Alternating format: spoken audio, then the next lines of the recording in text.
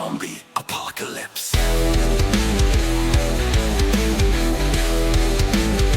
I've just sport looks beautiful, serene, calm in the air. I'll survive, I've a rag, glow stick and a pear. Another FreshZie standing across by the trees. I wiggle, he waves, I'm dead by a BK-13. The black screen of death, it says you are dead. But I waved, said hello, still popped in the head. So again, I now go, spawned back at the coast. I moved to the town up, less players to boast. I need food, I need water, something to drink. I'm flashing red, oh shit, it's starting to blink. I fight wolves and infected, I'm on my last legs. Yes, a jam jar of pitsy, I blocked all the Zeds. I got through it, although it proper looked bleak. I never gave up, I'm not one of the weak. The rules are simple in the world of DayZ. No mic, no life, or the coast you will see. Your voice is your weapon, you can use it, you're wise. Give fear will haunt you, that's not your main prize. A screamer, a captain, you see your car flips. Yo, it's a fucking zombie apocalypse. Just maybe dozens of times, but I keep going. I find my inner grinds as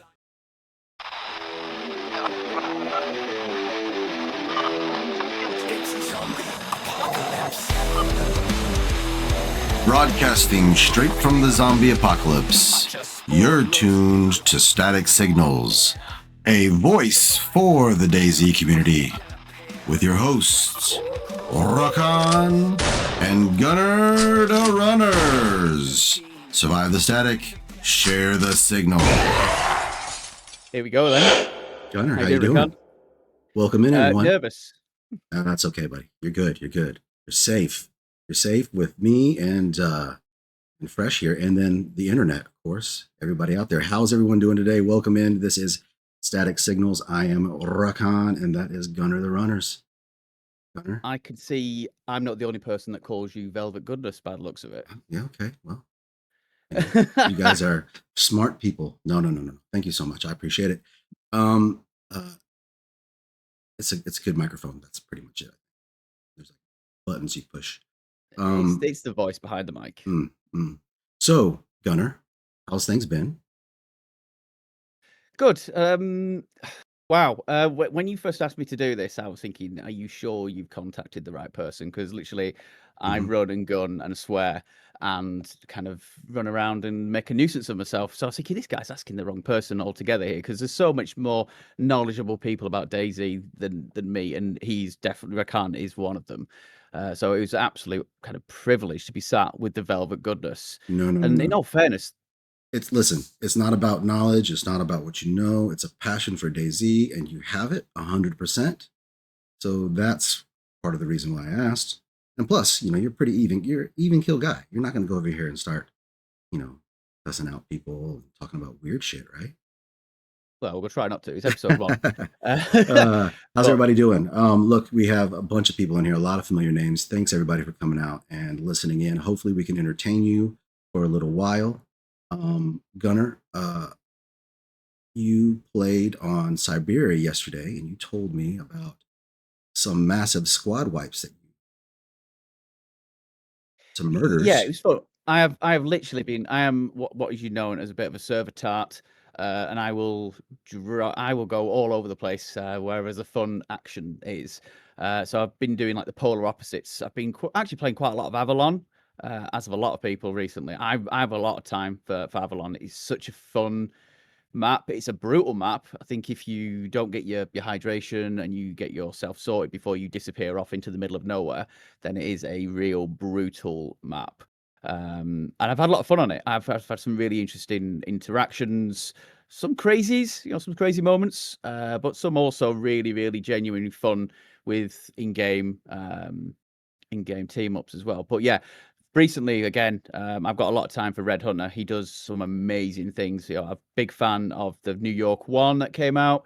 Yeah, I think you're right, Gary. Avalon is chaotic, but New York was so much fun. And then when he's rewrote that's such an incredible map. There's so much to it. It's a sniper's dream. Is New York, but yeah, Siberia is a beautiful map. And that's over my shoulder. We've got Gunner Castle. If you've ever had the pleasure of visiting it, it's full of bears and wolves. So I appreciate Hunter for that. But yeah, we got into it yesterday. I was with the Mad Rocker and Ned. That Gunner Castle is in Siberia, in the map. Yeah. Wow. Okay, that's cool. I thought you actually made that sign that said Gunner's Castle. I didn't know that was actually came from in game. Wow. Okay, that's cool, man. How big do you think my head is? I don't know. Wow. So yeah, we got into it down at one of the airfield areas. Actually, down at the dock. Mad did his usual, taking pot shots at people. They didn't like that, so they pushed up on us. And yeah, we took 3 out there, which was really cool. Then we trekked up and we met Megan, if you don't watch Megan KD, she's such an amazing streamer. She's a really beautiful person. Spends a lot of time helping people, and she's such a really good egg. And we were hopefully going to meet up with Rakan as well, but it was against us. The weather, the fact that Rakan thought he could run around in just his FreshZie clothes in ice cold weather. 100%. But we ended up going to another airfield, getting into it with some more guys. It was fun. We had a lot of fun, but it's one of those maps that you've got to break up your play with obviously fires and food and drinking and the fact that there's saber-toothed tigers on there. There's a real funny clip where we get into a bit of PvP and the next noise you hear is a saber-toothed tiger and you're like, what the fuck was that? So Siberia for me is a lot of fun. But we've had a lot of fun all through November. Yeah, we've been really lucky with some really amazing Halloween stuff. You know, we got the Primal, we had Hellcart, and we had Essica. You know, those we are spoilt for choice when it comes to maps. 100%. So November has been such a cool month for playing because there's been so much on offer, and you know, we can't do this without map designers, server owners. This game is made because of those guys, right, and the love that they have for the game. You've been doing a lot of events too, right? Yeah, I'm a bit of an eventer. In fact, I was going to mention it later on, but I think the event that was hosted last weekend, Operation Lifeline, hosted by Ariana, right. I was on the Saturday. It got DDoSed. It was ridiculous. Why people choose to do that with their time is unbelievable.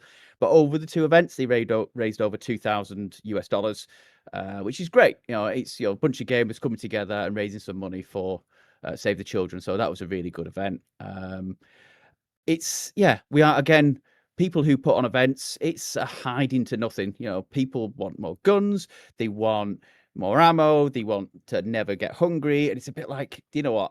They don't win whichever way they go down. So the fact that they still choose to put them on is incredible. So yeah, we did some good events. And there was obviously the Wildlands Scavenger one last week where I got the shit kicked out of me most of the time. But it was fun. It was a lot of fun. Squad wiped by Armstrong. Cheers, dude. Yeah, appreciate that. Armstrong, wherever you are out there in the world, you squad wiped us and then talk shit to us at the same time, which was fantastic. It was lots of great fun. Speaking of Wildlands, let's bring on our guest today.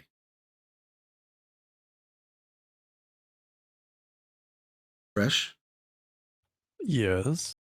Welcome in, Fresh. I did panic for a minute. I was waiting for a big special grand introduction here. I wish that I had a grand introduction for you, but we're going to lead into that. I saw Greedy pop into the chat right there, and I was on his podcast, and he gave me the grandest of introductions. Maybe it's just his Australian charm that did it, but let's welcome in Fresh, server owner, host of the Wildlands servers, streamer extraordinaire, 1,000 follows on Twitch just happened the other day. Fresh, so I congratulations on that. That's a big milestone. Hopefully one day we can get 1,000. What do you think, Gunner? That'd be nice. That would be nice. But yeah, nice. I was lucky to see you click over to 1,000. So yeah, GG's for that, dude. That is incredible work. Yeah, it was on Gunner's raid. Dude. We got you to 1,000.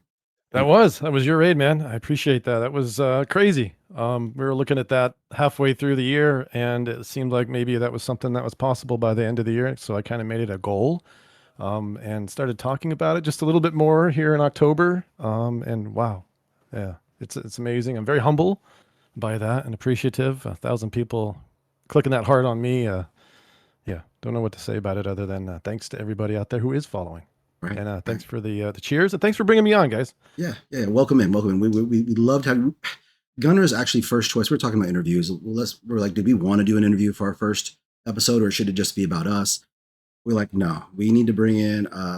And what he said, I want to get a server owner, server host, because we don't ever get to see behind those scenes of what's going on, um, and basically the life on how someone. I mean, you have to deal with all these players, and you have to deal with the technical side, the public side, all of it in one. You have to assemble a team.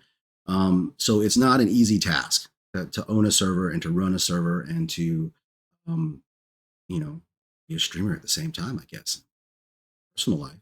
So how do you do it? How do I do it? I think it just comes from a love of being involved in this community, being a player in DayZ first. And then it's easy, really, when I look at the community that we've put together and the friendships that we've made. It really just makes it like an easy. It's not too bad, honestly. It's really fun. We've got great admins. We've got some amazing people that have stepped up. Rakan, you're one of them as well, in the ambassador role. Some people who are passionate. So it's a group effort, and yeah, I can't thank everyone enough that who does participate in this with me. It helps me out. So one thing that I noticed when I first, I guess, fell into the Wildland servers is that I noticed that on the Discord, it had, what is it? Gift a PC program that you guys were helping somebody in the community Yep. recover up their PC, or get it fixed. Something was happening with it. I think that was like a huge thing for me because, I mean, community is big, right? I love the community. I love having something because we're all gamers out there and we're all sitting basically alone behind a computer screen, and DayZ can get really toxic sometimes. So it's good to have people that you can, I guess, align with, right? I mean, like-minded people doing like-minded things. And if it's about being good to each other, then helping each other out with playing DayZ, I think that's fantastic. Well, interestingly enough, this whole project really started from a generous gift to me, which was a PC about 5 years ago, actually, from a community that I was involved in. I was playing on console, and the console servers were going away, and they were switching over to PC, and they came together and got me a PC so I could stay with the community. So I felt that love right away. And sadly, that community did eventually split up, but it really led me into this venture, which was to give back by putting a server out there and trying to create a community that everyone could enjoy and play in. And so that's kind of how that came about. And then where we've gone now, the gift a PC project was something that we came up with a couple years ago. How can we continue to give back, pay it forward, so to speak? And we found actually Anders David was the first to receive a PC from us, and that was a lot of it was through the generosity of Blue Memphis, a player that was involved in our community back then. He had a PC. We got it all connected. We sent it out to Finland? I think he's from in Finland, or no, Oslo, Norway. We sent it to Oslo, Norway. And that was crazy, from Florida to Oslo. And then, we had community members step up to help pay for the shipping. And so that's kind of how that got started. And since then, we've been able to give away another PC. So it's been one PC each year since we started that program. And we're looking to continue that. We supplied a monitor to somebody. We've sent stuff all over, the graphics cards. So that's just part of the community that we have and an extension of what we do.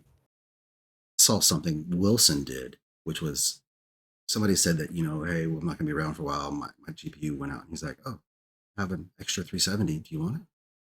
Just like out of the blue, out of nowhere. And I'm like, what in the world?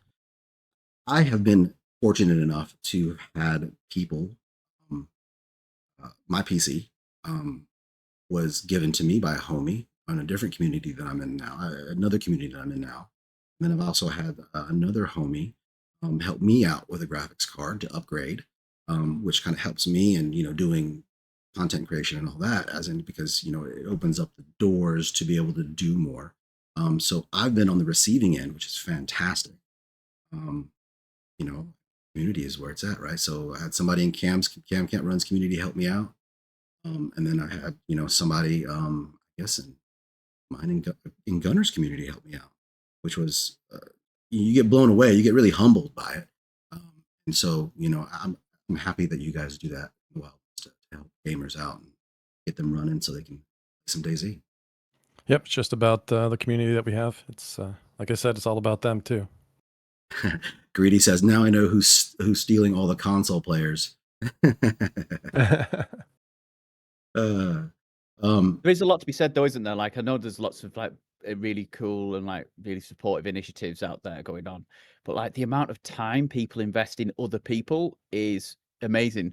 From my own personal experience, the amount of people who've helped me get to where I am, which is obviously here doing this. I never thought this. I used to sit under a black sheet playing console because of the glare. I used to sit under this bed sheet. I made the gaming tent and everything. And the fact that since I progressed and I've moved forward and I'm still sat here dressed ready for bed, but the fact that I've had people like Cypher who are in my community who sat with me for an entire afternoon and helped me rebuild a system that had broken. Like the amount of investment people put into people is incredible, and I feel so fortunate that I've really benefited from people's love and kindness. It's been humbling. It's been amazing. After that, Fresh, Primal, these Primal servers. Yeah, aren't they great? Yeah, they're great. The Halloween, I've never experienced anything like that. I mean, I come from, of course, console, but that's where the majority of my hours are. But when we were to PC, I pretty much was playing. I didn't jump straight into modded or ultra modded or anything like that. I was staying really close to vanilla, and even your servers are mostly, they're vanilla plus. I mean, they're not ultra modded. And I clicked the Halloween one, and I was like, what in the world? It was so much fun. All the shenanigans, but also the in-game shenanigans that are going on with the actual game itself. It takes DayZ to another level instead of just the grind. It's a wild grind. Yeah, Primal. We got to give a shout out to Primal Powers. He's an amazing guy. He does a really good job with servers. He recently stepped away from DayZ, more so during the summertime, and I didn't know if he was going to bring these servers back. He's had these servers out for a couple years, and I really enjoyed them. They were a lot of fun. It was a break. It was an escape from the typical grind, like you say, and it really brought forth an opportunity to have some good interactions and different, fun experiences. A wild time, I'll say. And so I reached out to him and I was like, hey, I'm not sure if you're going to bring these back, but I'd like to help get that, make that happen. We've got an extra server sitting here. We can throw it on. And he jumped at it, which I was really thankful for. And we were able to, get together. We kind of scrambled. It was, maybe 3-4 weeks before Halloween was going to, be coming up on us. And so it was a last minute kind of thing I threw at him. He had a lot of stuff going on in his personal life too at the time. So kudos to him for the time that he put into getting these servers up. But yeah, he's done a heck of a job. It's been a great collaboration to be able to host his server and to, do that, provide the admin work on it, and to let him really kind of be more creative. And he's done some things this year that I know they're different than last year. There's new POIs. There's a key card that you can go find that takes you to a bunker. So he's put a lot more into it even this year than he did last year. And I think that's because he hasn't had to worry about providing the other things that we're responsible for this year. So it's been really successful. I'm really happy for him. And it's really grown our community too. We've found a lot of cool people a lot of cool people have found Wildlands because of this. So yeah, we've enjoyed it, and now Christmas is here. We opened it up yesterday to the public, and wow, it's a wild time. Yeah, it is. It is a wild time. It's a wild server. I'm glad that you're putting it out there for us, and so we can try out and we can have a little bit of fun, something a little different than the normal DayZ. And it's definitely different than what we would ever do. Like, I'm not a big fan of ultra modding and all those things. When I came over from console, that's what I played, was all modded and traders and cars and buying this and, doing all that stuff. It was exciting at the time, but then I really it gave me a new appreciation for just the vanilla feel. Obviously, when you think about putting a server out there, you want to have your own niche, you want to have your own thing, you don't want to copy somebody. So that was something that I really worked on in the beginning, of having something different, but yet while keeping it kind of keeping it that vanilla feel, which I think is important, because it's the vanilla game that I fell in love with, and yeah, we want to keep that going. Right. I agree. I guess that kind of segues into something, Gunner. Did you have something? Oh no, I was to say the because I love the Halloween servers, like the primal one, the increased scumbaggery around Jalo and Vorkuta was just immense because of the extra spice that was there. I really enjoyed that. That was just something that added an extra layer of shithousery for me. So yeah, that was if that continues in the Christmas server, then that is going to be incredible. Like, I think the Wildland servers, they are so well loved. They are really loved, and you can see from the chat how much love is for the Wildland servers. Right, 100%. I agree. I like that. I like that the Halloween server, it almost gave people an opportunity. I mean, we're all playing DayZ, so we're all role playing in a way, right? We're role playing a survivor. If not, we'd be playing Tarkov or Call of Duty or something. It's just straight PvP, right? So we're role playing the survivor experience. And my experience on that Halloween, the primal Halloween server, was the mouse was that everything was leaning towards a role play. I don't know if it was just because of Halloween and the spirit of Halloween, of dress up, of the spookiness vibe of it, but the vibe was definitely there. 100%. So with the Wildland servers, you have Deer Isle, and you chose classic Deer Isle. You chose that because you wanted the classic, the older mission. What was your thought process around that? Yeah, I'm a traditionalist when it comes to DayZ, kind of like what I was explaining previously. And Deer Isle is my favorite map. It's because I like big maps. I like adventures and epic, just exploration and all that. And Deer Isle provides that, at least for me. And so that's been our bread and butter ever since we started. That was the map that we first started with. Ironically enough, when we first started, I'll give you a little bit of a history lesson here. We were called Deer Isle is for Lovers. It was kind of an ironic title that I don't think it really worked like I intended to. I think it maybe made people think it was a PvE server. Which was why we changed the name to Viral.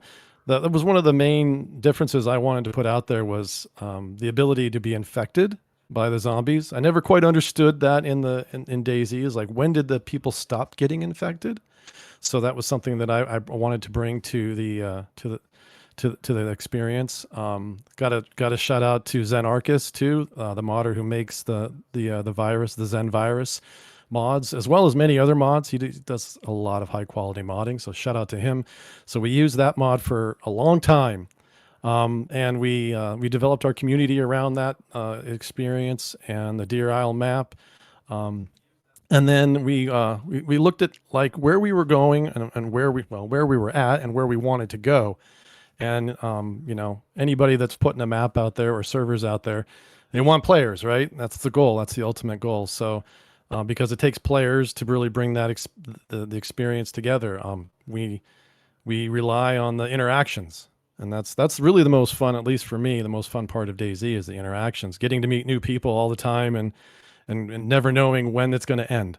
So so we started with Deer Isle with the virus, and then we made the move. We decided to move away from the virus because we thought that would help us grow, to bring it back a little bit more of a traditional experience, and it seemed to be really successful. The Wildlands brand is stronger than Viral ever was, and I think that was a good move for us. We've grown immensely this year. But back to Deer Isle, and what we're doing now with it is, I liked how the original quest line took you out to the oil rigs, and they were gassed, and There was you had to get the NBC at the power plant, and that really made the power plant a hot spot. So we were really trying to look at ways to drive the interaction on Deer Isle, because though we like the long runs and the exploration, we want to drive the interaction. It's always been very important to us. So I thought that was one way we could do it, was make these areas hot spots again. And it actually made the quest line, I felt, a little bit more challenging. I started seeing people spawn in Stonington and getting to Alcatraz. If you guys know anything about the quest, this is kind of how it went. You go to Alcatraz, you find a key card, and they were doing that within an hour and a half. They were up at KMUC within 2 hours, pushing 2.5 hours. And I thought that was too quick to get that far into the quest, you know? So anyways, we kind of put parts of the original quest back in place, and that's what we call Deer Isle Classic, and that's what you have today. Nice. So I've played Deer Isle, and when we did this event, a scavenger hunt, I noticed that I was like, I can't find, the tiers were all different. I could not find good gun easy. Like if you go on another, whatever the Deer Isle servers, how they are now, you can find great guns pretty quick. And you're stacked within, like you said, almost an hour. You have whatever you need. You get to Crotch Island and you're over there. You can pretty much get all the best guns almost. So yeah, it was a lot tougher on this event. I was like, where's my armor and where are the big guns? We were running when we were trying to push Armstrong. We had pretty much nothing. I mean, we had a double barrel shotgun. I don't know if any of us had anything better than that. Right. And one of the original parts of Deer Isle that I really liked was all the different tiers, like 17, 18 tiers, right? And that changed recently in one of the more recent updates. And I really felt that kind of tied our hands a little bit, because I thought that was really a good part of the map, in that you can really customize where things are and guide people based on that. And when we lost those tiers, it kind of made it so everything was available quickly and easily. And I really wasn't a fan of the spawns in Stonington, I'll have to say, just because everybody was there in a big city and you were finding everything, and then you were off close to get those good guns at the different, militaries and stuff nearby. So I really liked the original spawns on Spawn Island. And I felt there was a way we could improve on that and tweak it. And so, yeah, what you experienced was part of that. The good guns are up in the map. You got to get up in the map. You got to get far away to get the good guns. And we slowed the progression down too. That was the other part that we really wanted to do with this new version, is make people have to go like survive with less, and use those smaller, lower tier guns like the BKs and the repeaters, and those, give them more value, instead of just dropping it as soon as you get to the first milli and you've got a KA or whatever, So, yeah, I'm glad you noticed that. That was something that we really worked on. We also wanted to give more, what's the word? Importance to getting in places like KMUC, because previously you would go to Alcatraz, you get the card, you get some really good guns, you get your armor. KMUC kind of lost a lot of value, I think. Yes, you needed to get the staff in KMUC, but that was basically it. I started noticing people, I was doing it. You'd run inside KMUC, you grab the staff, you're right back out. So we wanted to keep people in there a little bit longer. It's a fun place to interact and find people and PvP, because of how that's all set up in the dark and, the different layers and depths. So we really tried to bring that kind of aspect to certain areas of the map too. Make it more important, provide some hot spots, make interaction more fun and challenging. I didn't realize the power plant had become a hotspot. I was there a few weeks back with one of your admins. It's Steffi. Yeah, Safi, she's cool. She's great. Yeah, I bumped into her on the map, and we went on this lovely adventure, and then she had to go, and she was like, "Oh, where are you going to go now?" And I was like, "I'm just going to drive around." And I thought, I'll go to power plant. It's normally pretty chill. I think I'd had my head taken off literally within about 5 minutes of being there, and I was like, this isn't what I'm normally used to.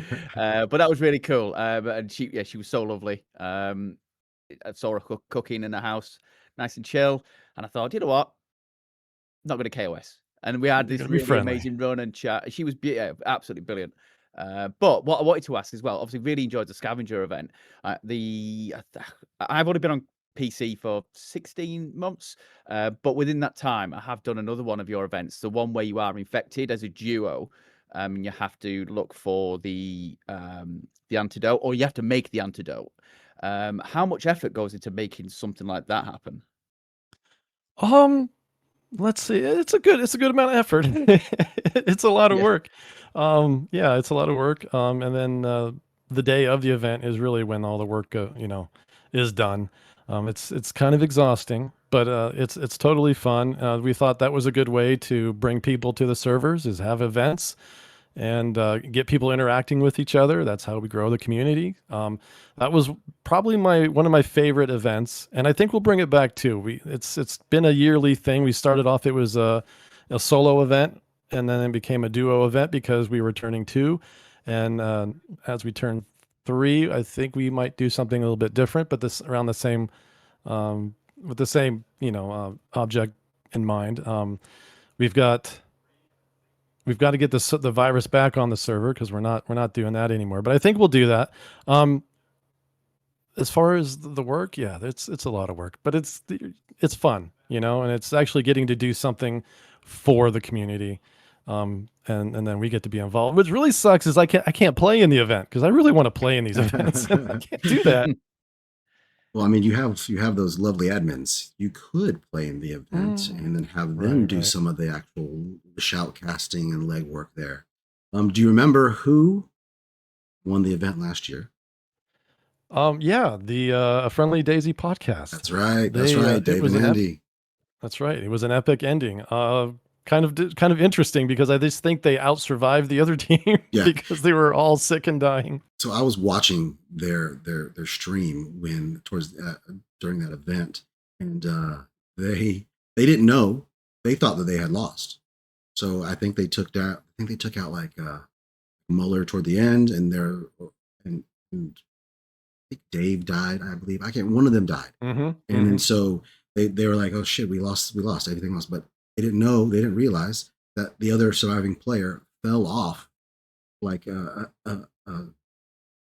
side of a cliff or something. I'm not really sure. They fell and they died. So they ended up being the winner, and it was a really big surprise. So that was a fun event. I got to watch it. I didn't get to play because I was not in the PC world then. So maybe this time I can experience it and do better than the last event.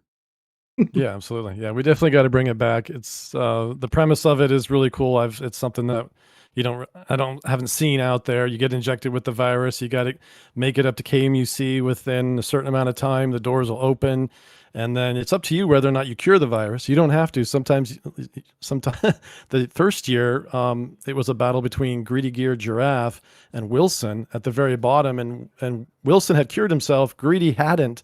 And to watch that whole interaction, Greedy was at the end of his life. He kept passing out due to blood loss. He'd wake back up. Wilson had no idea that he was that sick, and he was really playing it, trying to play it safe, trying to get his angles.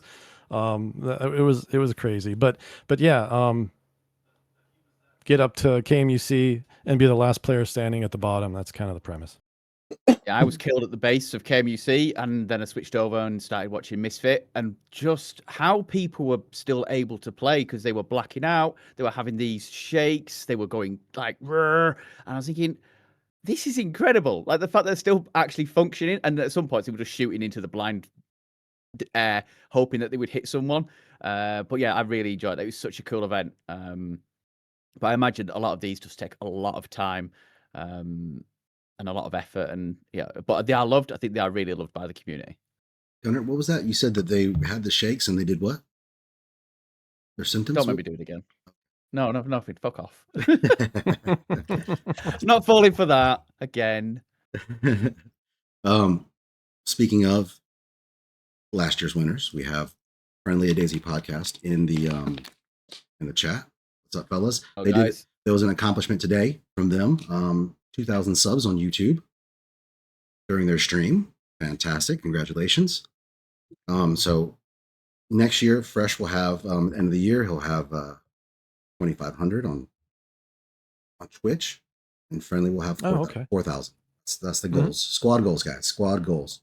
And then you also have another server. You have the Livonia Organic RP. Love Livonia. From console. That was the first map that I fell in love with. I started on Chinaris, was scared and afraid and lonely and didn't know what the hell this game was. So I played that. I kept on dying. I had a bad taste in my mouth. So I said, let me try this other one.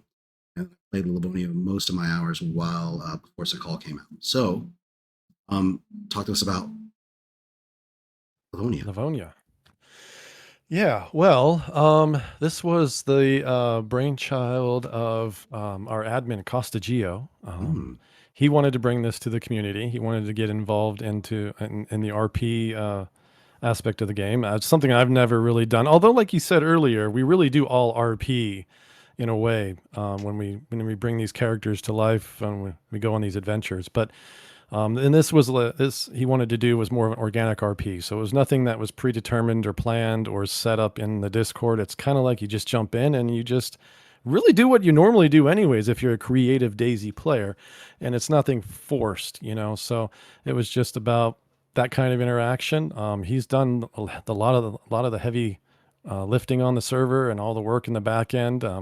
We all work together on deciding how we want to mold it, but yeah, it's his creation, his brainchild. It's a lot of fun. But you know what? We need the players on that one.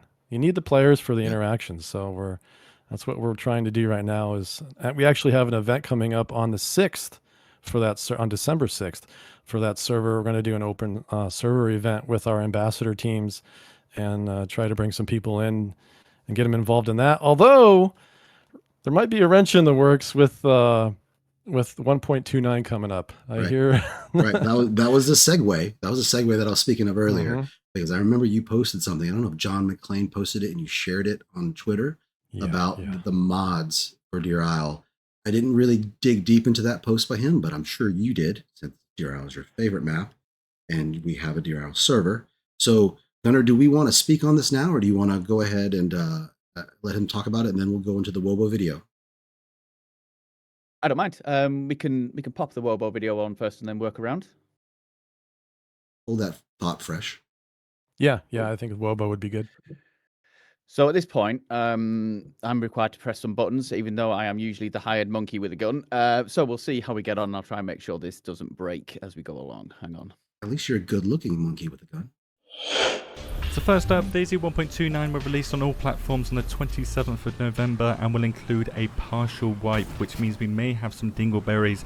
The wipe will include only items, vehicles and bases on the server, so what you have in your inventory or in your hands will not be wiped, so you can grab a giant crate full of gear to save it for that wipe, but Bohemia has recommended to fully wipe to avoid unforeseen issues. The reason for this wipe is because a lot of server-side stuff has changed, which according to the data they've collected over the last few months has improved server performance by up to 400%, which is a monstrous improvement.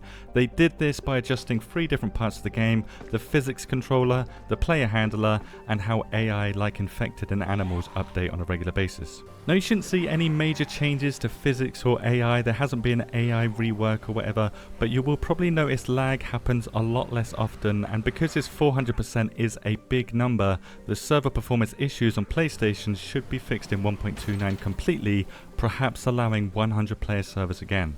These improvements are for all servers though, and all platforms, even Linux-based servers, and should greatly reduce desync issues that result in stuff like the hand bug, rubber banding, and vehicles crashing out on us. However, these changes may come with new problems, as I've noticed that in the code they'll be caching a lot of information which could potentially return incorrect data sometimes, such as, for example, potentially a weapon randomly disappearing from your inventory if it's not cached correctly and if it's not synced up correctly.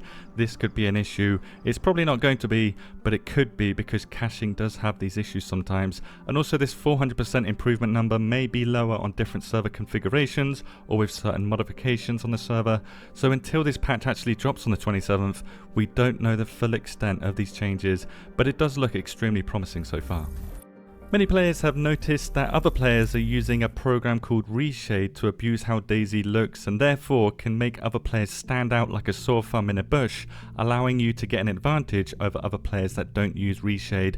And this has become a mainstream issue now to the point where the devs have actually dropped the ban hammer on it, and DayZ will no longer launch while Reshade is running. Exactly how this block works isn't clear, and it's likely some players may find workarounds. However, since Reshade is considered a banned program by the DayZ developers specifically, BattlEye has permission to kick you if it detects it, and they can potentially ban you if they want to. So you will likely get kicked if you're using Reshade and potentially banned, even if you're not using it to gain an advantage. You can still use Reshade in offline mode to take screenshots or to record, so it's completely safe to use. The bans will only happen to those that bypass the DayZ server connection, so when you're connecting to a live server with other players, that's when you're not allowed to use Reshade. If you're using offline mode, that's perfectly fine.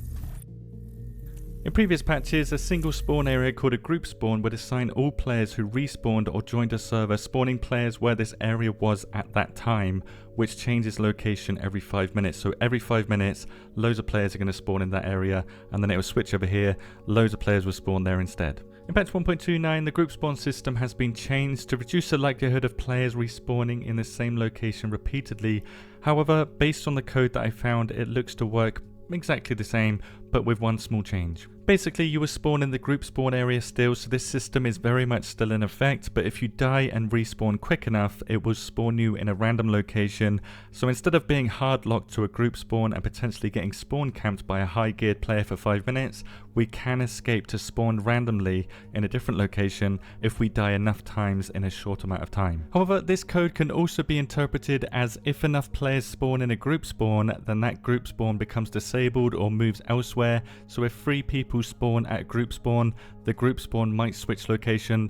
At least that's what I understood from the code. I will test it fully when stable releases, because pretty much all of my mods and every mod out there is broken with 1.29. I'm sure it'll be fixed before stable releases, but until it does, I can't really do too much testing. Let me know your take on this news, and if you have any feedback for the developers, they're very much looking for it, especially for the group spawn system. Ash, can you unpack that? Pretty much what he said. The mad scientist, right? What does that mean? What does that mean for Dear Owl in conjunction with what John McClane said? Well, yeah, that was the first time for me seeing all that, by the way. I was just looking at what John McClane said, and he's worried that a lot of the updates are going to break a lot of mods. And me being that Deer Isle is a mod, we think of it as a map, but it's a mod. It's going to break a lot of things in Deer Isle. And really, he's knee deep in the next version, 6.0, which I think is the last version, and completing the quest line, completing the map, and having a final product. So he's not going to put any more time and effort into fixing what we currently have. So if something does break, it's going to stay broke. So we might see Deer Isle leave for just a little bit until he's done with the final version. That's kind of the short and sweet. That's a huge thing. So would that be the same case with like a mouse? Right? That's a mod? Yes. Yeah, it's a mod, but Sumrak being involved in DayZ, what I've noticed in the past that he does a really good job of importing the experimental updates and making that map ready to go when the new update does come out. So I don't think you're going to see problems with Namausk. I think he's going to be on top of that.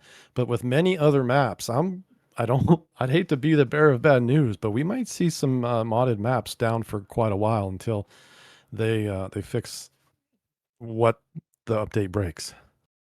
Wow. Okay.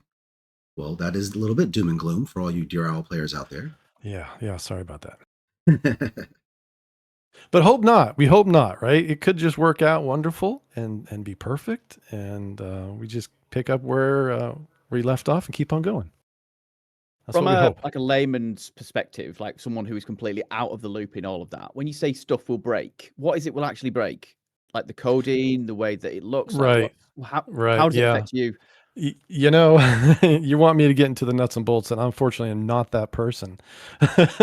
I don't really understand all of it, but with the changes that they've made to the performance, it affects how the current maps are built, and they're not compatible as far as, Okay. and that's just what I read from John McClane.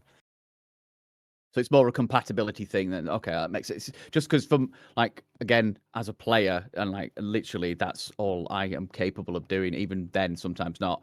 It's when you see all of these things that are updates and all these things that are explaining what could happen. It's a bit like I don't know what this even means. Sure. But from your perspective, it's like oh my god, I'm gonna go around out putting out bin fires now because I know what this means, or have a group of people who know what this means from a DRL perspective, or from obviously from a Normal's perspective. So people like yourself who have that background knowledge, probably looking at it going, "What the fuck?" Whereas me, who sits there with a keyboard and mouse, is a bit like, yeah, "Well, I don't even know what that means." But Sure. it's it just again shows you the vast of this kind of variety of skill set and knowledge that goes into DayZ, and actually map modding and server hosting and stuff like that. So I again, full respect to you guys who go out there and still, even when these things happen, fix it for the love of the game and for the love of the community. Well, I can tell you right now, Costa Geo is already working on the Livonia RP server and going through the experimental files and getting that ready. So we should be kind of a smooth process with that. But Deer Isle's a different beast, so to speak, because it's a modded map, and it's really John is the one that has the control of upgrading and changing things to make it work with the new updates. Whereas Livonia is ours because it's an official map. We can access that and we can do the things we need to do. I'm reading chat here a little bit. Lord Trigger said basically it might be that the map might not load or stuff just not working. And Greedy goes into it. Repositioning assets in its frame, example, concrete barriers. Okay. So just things will get jumbled up. They just won't communicate.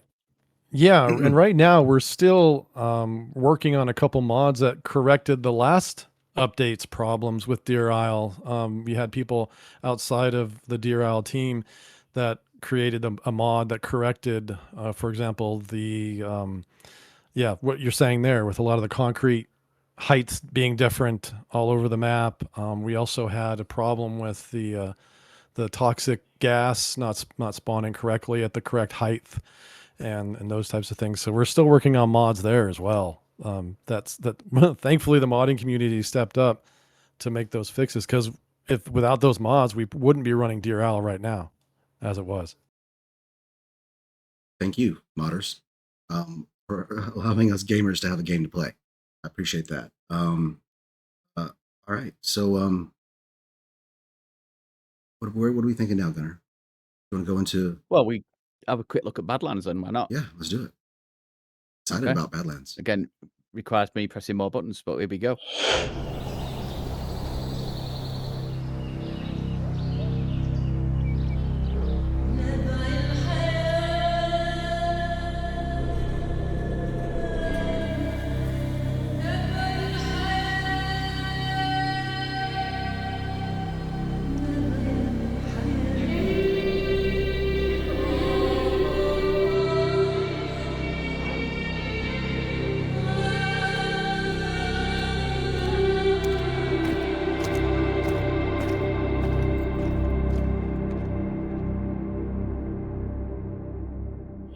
So I asked you this yesterday. It's like, how much of a win is this for console, do we think?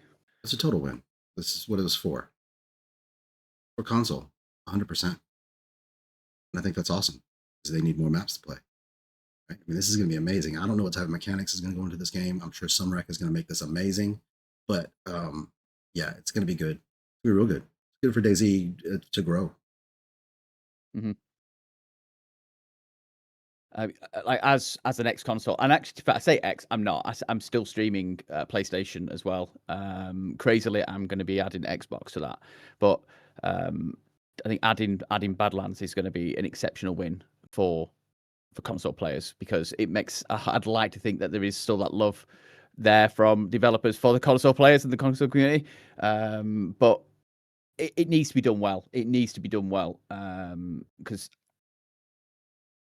I wasn't overly sold on Sakal So I'm really hoping Badlands kind of fulfills all those expectations. Well, Sakal, of course, was put in to generate, say, I mean, it's to generate more players equals more money, to pay for more developers, to make hopefully a really good Nizdara, right? I mean, I Mhm. think Nizdara will be a more finished map than Sakal when it comes out. Thoughts fresh? Yeah. Yeah, I think it's totally great to see that DayZ is still developing and still working on new things and still wants to put new maps out there. It's definitely a big plus for the console players. I actually picked up a console last Christmas, an Xbox, so I can get back on console because I just appreciate that vanilla console feel. It's nice to sit in front of the couch rather than a big screen on a desk. But yeah, I'm excited for it. I think it's great for the community. Yeah, I'm all for it. Should we have a quick look at the other kind of the teaser that was dropped last week or a Sure. couple weeks ago? Yeah, why not?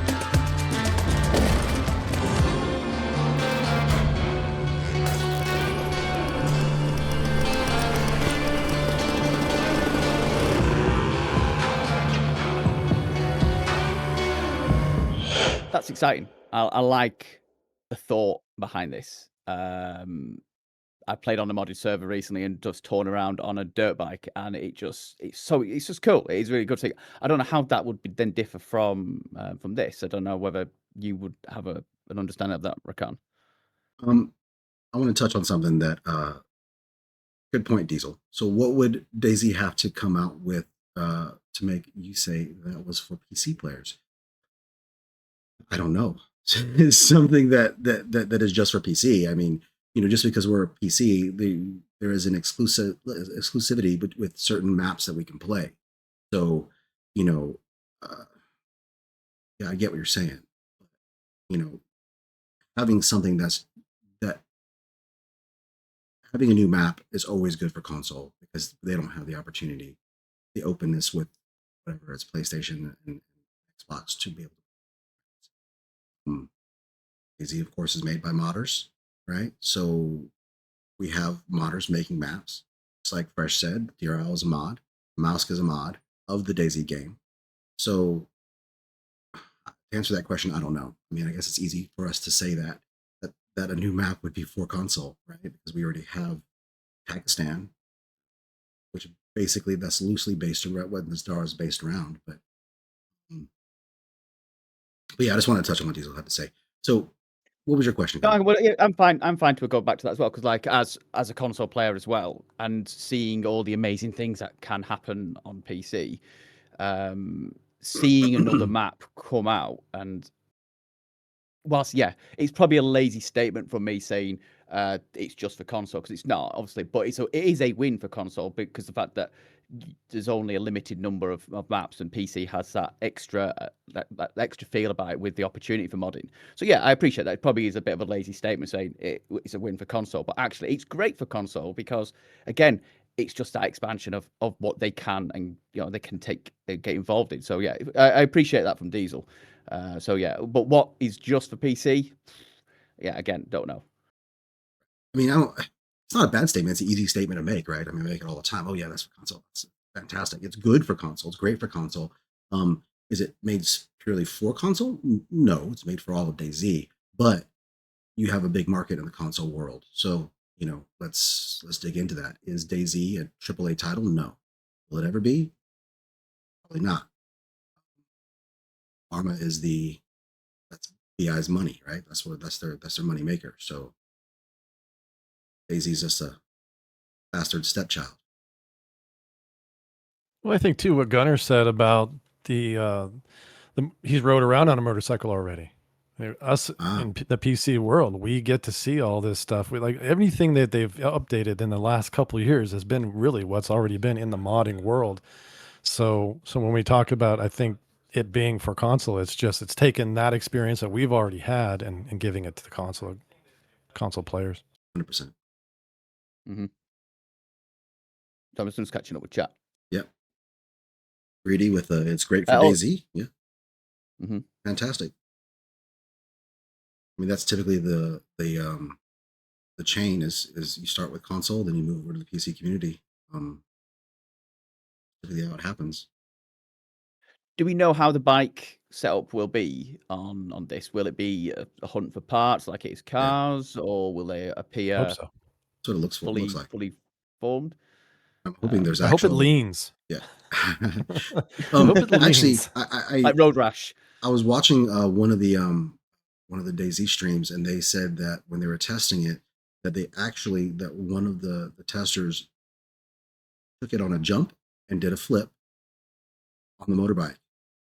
They did die, but you were able to manipulate the bike in the air. And I don't know if the mechanics was, or the physics of it was just because of whatever surface they jumped off was able to make it flip, but it flipped, they said, and Survivor did not survive. We're gonna have a lot of Evil Knievels testing this out. Yeah, no doubt. The content's going to be incredible, I think. Yeah, the experimental for that, the mini bikes, right? You have a server full of what is it? It's going to be Mad Max, right? All these people in the desert with all these bikes doing crazy stuff off of it. Fantastic. The experience I've had with the dirt bike has been like the pickup in speed is incredible, which is great because you'd expect that from the dirt bike. But it has felt like I've been sat on the best way to describe it. I've been rocking side to side when you clip anything. I don't know how the dynamics and the in-game dynamics will work with that, but it has felt sometimes like, am I just riding around in a car that is dressed up as a bike? Exactly. Just because of the way that it moves when you're putting it under a lot more pressure. Now, by the sounds of it, if people are doing flips and jumps and all sorts, then that is going to be very different. But yeah, the one that I've been on has been a lot of fun. Don't get me wrong; it's very different, but it has been a case of this. I want to get motion sickness doing this, but it sounds like it could be different when it's released. Here's the other consideration too.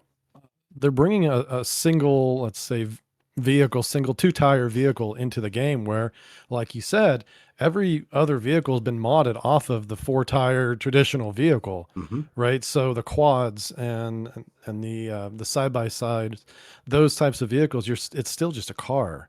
So when they're going to bring in this motorcycle, what does that open us up to? How are modders going to mod that model?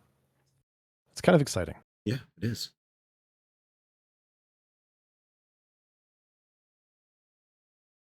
That will lead us to, I think this is going to lead us to our main topic. Yeah. Today, which is, seems like everybody in here is a DayZ player, of course. But our main topic is the rules of DayZ. And we're splitting this up into two parts. Part one is today, and then we'll do a part two on our next podcast.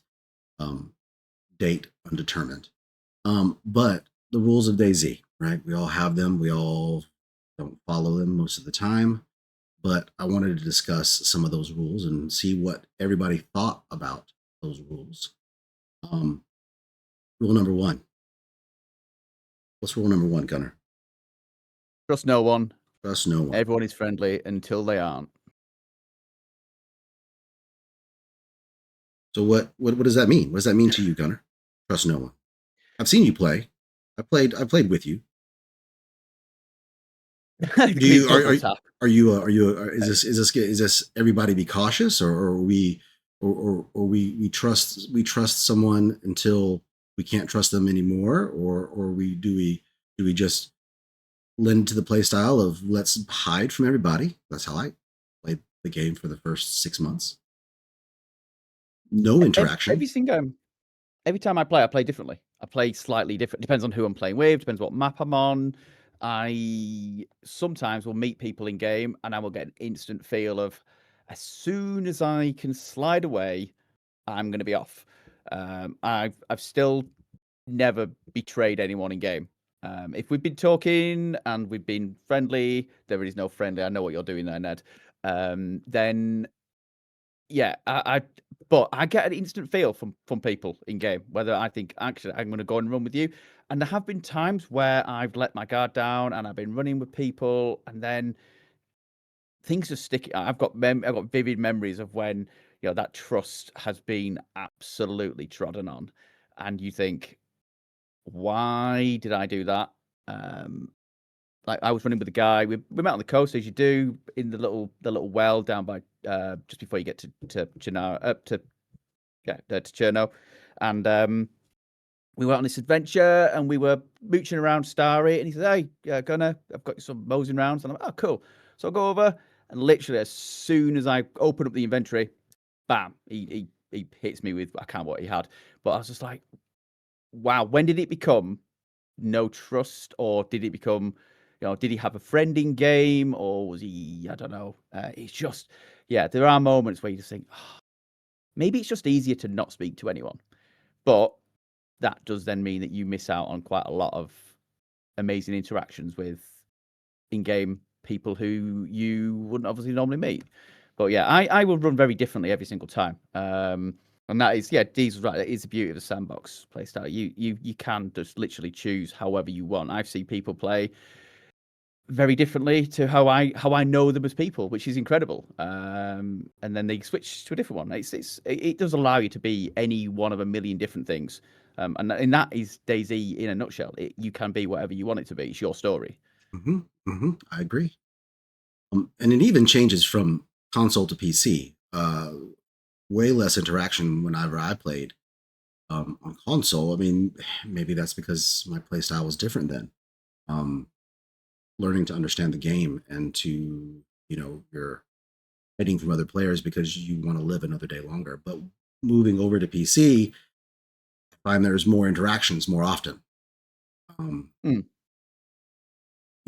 it's more, even though there is going to be PvP, there is still talking. Just like I told you the other day, yesterday on Siberia, I'm running in Siberia and this guy runs up to me and he's like, freeze, drop all your stuff or I'll let you live. You know what I mean? And then we get into a fight and then he's dead. And I find out he doesn't have any bullets for his gun. There was an interaction. Something happened there. It wasn't like, maybe he would have shot me if he did have bullets and we wouldn't have talked.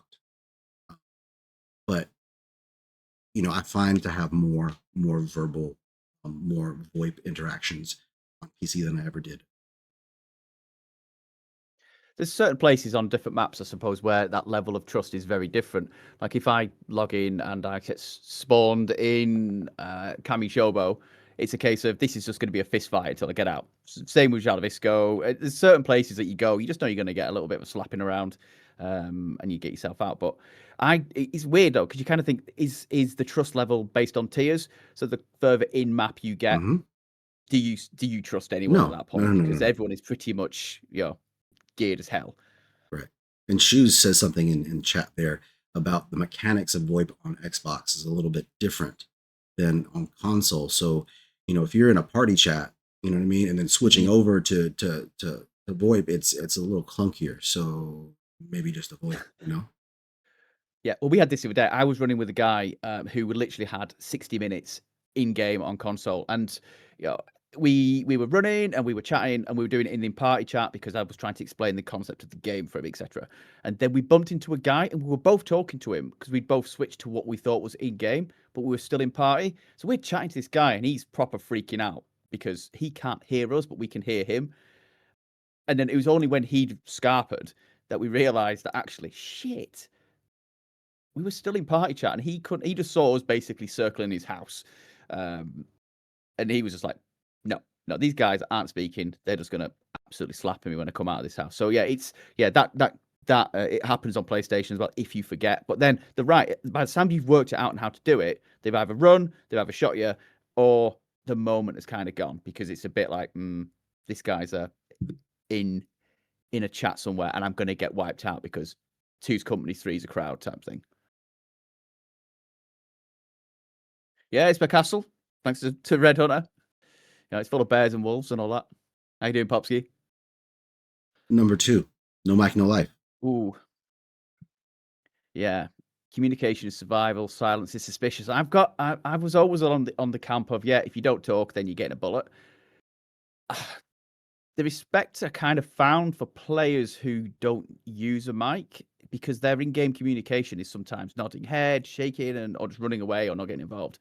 But there's a lot of reason why people play DayZ. There's for the fun of the game, the community, but actually a lot of it is about, or can be, about escapism. People don't want to talk. They might not have a mic. They might not be able to afford a mic. There might be something to do with anxiety or emotional. They just might want to just run around, exist, and actually talking or not talking, whilst it puts them potentially at a disadvantage, it's just the way that they want to play. Would I feel more suspicious over someone who wasn't speaking? Previously, 100%, I'd have been like, yeah, you're getting it. But now, it has, having spoken to a few players, it's a bit like, actually, I just don't want to talk. It actually fills me with dread speaking to a new person, because they might not be someone that I want to speak to. They might have different views. They might be horrible. They might be you might feel a little, I've run with people where you think, oh my God, you're such a fucking good player. It's a bit of imposter syndrome. So you end up saying less than you would do normally because you feel a little bit in the shadow or overwhelmed by how good and how easy they make the game look. So even as someone who had 5,000 hours on console and about 20 minutes on PC, you still meet players who just make you think, I'm going to keep my gob shut because you guys, you know what you're doing. How about you? That's true. That's true. I've seen, it's easier because you can't trust somebody. You can't communicate. You can't trust them in a fight. You can't trust you don't know what their thought processes are. You don't know what they're doing. I've seen, watched a video not too long ago of Cam Can't Run do a whole run with players with him not talking, just using hand signals and the clap and the point and the come here, go on a run. And he took 4 players along with him, and they went far on the map and went to military Northwest Airfield and did the whole thing. And he was able to communicate it. And these players did not shoot him, and they were winning fights. So it can be done. And should we? Sometimes this game is in the middle of it, they just can't get their mic to work for some odd reason. It's just not working. And then they fumble around, and 30 minutes later, their mic's working again. So, should we automatically kill somebody because their mic's not working? I wouldn't go on a run with somebody if their mic wasn't working. I wouldn't, especially if I just met them, if it was unplanned, just meeting them in the world, I wouldn't do it. Because just basic communication issues, just like if somebody spoke a different language and spoke no English, would you go and run? It's the same as no mic, right? I don't know. I think that would give you a whole new experience of communications. And I get, like, we're going to come on to the next point in a minute. It's like, actually, what have you got to lose at that point? If you're fresh on the coast, Nothing, and you're with, I don't know, someone who speaks only Spanish, do it. It's like, what's the worst that can happen? You end up back on the coast. Yeah, true. You go again, and that is DayZ in a nutshell. You go again. But combining those two, so some people shouldn't have a fucking mic at all, right? There's some of the things that I've heard in game. They should have their mic taken away and thrown in the fucking river. Yeah. Trusting me and a couple other gamers were on the mouse. I was separated from them. They were like, "Oh, we picked up a guy. He seems all right. Can he chill with us?" Yeah, not a problem. So we were running, and then he kept on asking, "Can he join our Discord?" And it's a bit like, "Oh, this is getting really awkward now." He kept on saying some really bizarre things, and then we were holding up like in outskirts, and he just started getting very incelly, and it was like, yeah, we wish, one, you didn't have a mic right now, and two, we've been with you for the last hour and a half. have you now felt that you could start saying some of this stuff? So it does, like, that goes back to the question. I know some gamers who hate in-game team-ups because they feel very under pressure to either conform to something that's been said, or actually they feel that they always have to be leading the conversation. And I suppose that is, again, the very nature of the beast. Yeah, we are playing with people who are 1,000 miles away on the other side of the world, different background, different culture, different opinions. But I know players who really can't stand it and will actually preferably go on to lowish pop servers that have like more AI, just to still get the PvP kind of, well, the AI, the fighting with PvP with AI to get that fight experience. But yeah, there's so much mechanics to the trust no one and the no mic thing. And if you really want to unravel it, you could be sat there all day. Fresh, do you have anything to add? Yeah, I'm just thinking about this because for me, DayZ is a game of no rules and experiences, and I feel like you just close you close down the opportunity for a different experience when you have a rule like no mic, no life, or what was the first one? Trust no one. Yeah, trust no one. Right. Um, and it's about what the next adventure too. So I'm up for in the moment decisions. Sometimes you can get a vibe from somebody too right away that's just you're not feeling it. But I've had good experiences with players with no mics, like you say, that can communicate in different ways, or the in-game chat on the screen. And I've had fun with them for the amount of time that we hung out. So that's kind of, I guess, my take on it is just go with your gut at the moment and don't expect your experience to be anything. When I go into a DayZ game, you never know what's going to happen, what the game's going to throw at you, what the people are going to throw at you, and that's the most fun for me. So That's go why we with your love gut and do something different. If you're always a no mic, no life kind of person, try running with somebody with no mic one time. Might be fun. Truth. Or be the person that is no mic and see what happens. I might actually try that this week and see how quickly I'm brutally murdered by everyone. Yeah, that's true. And Cam's really good at coming up with stuff like that. So that was pretty cool that you pointed that out. I'll have to check that out. Yeah, I mean, one of his main, his main things with how he plays the game, especially how he makes content, is that he shows you that communication is key. So when you run up to a group of people or to somebody, you don't run up with a gun in your hand really fast and start talking, yelling at them. You know what I mean? It's how you approach other players. Even if you're just excited to see people on a map, you want to communicate. You just don't do it with aggression. You want to come at it, understanding that that's another player in the same situation trying to survive in a survival game. So it's learning how to communicate. I think that's kind of what he pushes. We move on to number 3. Yeah. Okay. The gear doesn't belong to you. Leave gear fear behind. What do you think? Yeah, that's one of the hardest things to shake in the game because you struggle to find it. I had more gear fear on console, not so much on PC. Yeah, it switched for me when going to PC. Yeah, when I decided to not worry about my gear anymore or dying, DayZ became a whole different game. It was a lot more fun. Yeah, I totally 100% agree. I mean, it goes along with it. Go ahead, Gunnar. No, go. You go. You have, I spent a lot of time watching streamers, right? And a lot of people make fun of, basers, right? And so they see, especially console world, as a bunch of basers, right? People that make that's the term that they're using, dirty basers, because these people are sitting there in their bases and they're hoarding all this gear and they're sitting there and they're not going out and using it. So, build a base, why not? I've never seen you build a base, Gunnar. I don't think you ever have. But that's why it's a different game for everybody, right? So they play the game differently. I still don't think that, that I think that people who play a certain way tend to have a little bit more gear fear because of the fact that they're holding on to something at their base instead of going out and necessarily using it.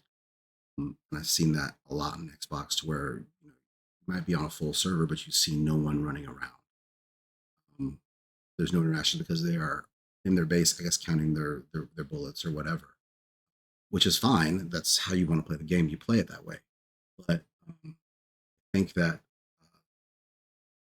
that once you lose that, like Fresh said, it opens up the game to do more things, to be always out there looking for an adventure, looking for the interaction, if it's PvP or if it's not PvP, just going and trying to RP if that's an RP server or whatever you're trying to do. But um, it took me, I don't know how long, 2,000 hours to actually say, care about dying. I die. Maybe it's because maybe it's my age. I don't know.